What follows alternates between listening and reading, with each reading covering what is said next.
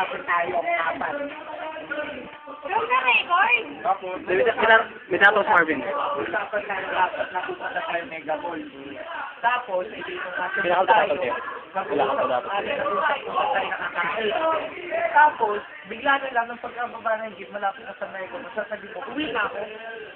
Ganon. Kasi mo, o sige, ito bakit yung ginawa yun? Sige nga. Kasi, iniisip ko yun. Tama ko yun.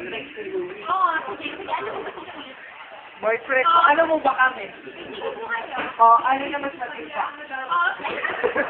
Magulang niya. Kayo hindi na kasi Blood is thicker than water. lagi naman siya pa sa... Mapit ka. Yan. Ito nga yan. Huwag mo isa-send dyan, ha? Ganito kayo. Ay, wag mo i-upload dyan, ha? Huwag mo i-upload Ito nga yan. dyan. Both parties may pagkakalaga.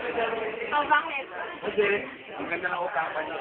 Oh. Pwede mo sabihin sa kanila na Hindi, sabi ko nga sa kanya. Pwede mo sabihin ni Jero sa inyo ng maaga na Yun na nga ang point namin eh. Kaya sinabi mo yung maaga. Pag wala sa ikanan lang. Oo, nandun na kami.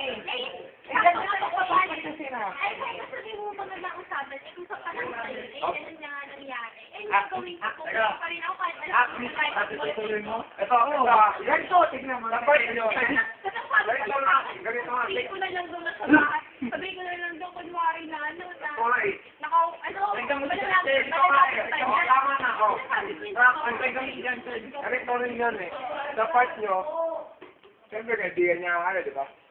Dapat hindi nyo rin siya.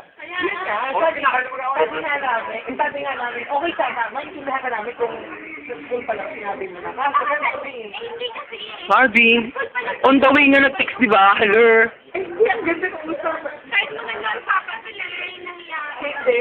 Kasi hindi mo kami Nahiya ka, wala pong Marvin, you cannot please everyone. Yung pwede sabihin, intindihin mo ako, intindihin mo. Nagbabalit ata ko ikaw. Alam mo, kasi you're being so selfish. Napaka-self-centered mo. Kaya hindi na naintindihan yun eh. Oh, stop this conversation, enough.